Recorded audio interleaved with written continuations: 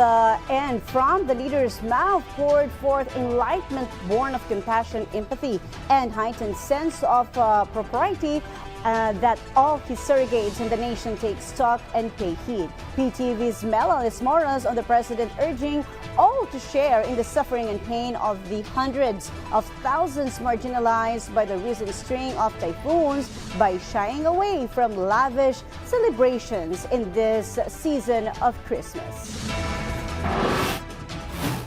Several lawmakers agree with Malacanang's call for government agencies to avoid lavish Christmas celebrations this year as a show of solidarity with the victims of recent calamities. In a press conference, Manila 3rd District Representative Joel Chua and Taguig City 2nd District Representative Pami Zamora both emphasized that even in the House of Representatives, they do not hold grand events, especially now with their attention focused on helping those affected by disasters. Never naman talaga kami nagkaroon ng magarbong selebrasyon dito. So, it's always been simple and we assure you that it will be even simpler.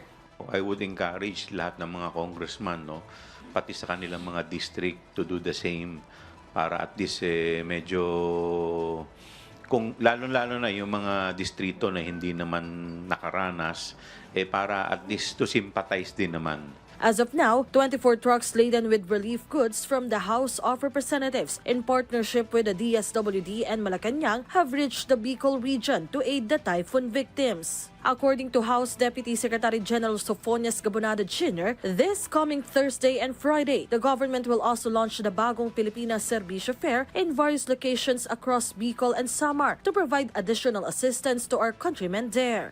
Well, sa Albay, it's a mini BPSF. Medyo yung tinap natin doon yung relevant agencies that can provide rehabilitation to our affected areas. But sa Samar, name it, from A to Z na services, nandun po lahat. Ang i-offer natin. So passporting, clearances, financial assistance, scholarship, livelihood, licensing.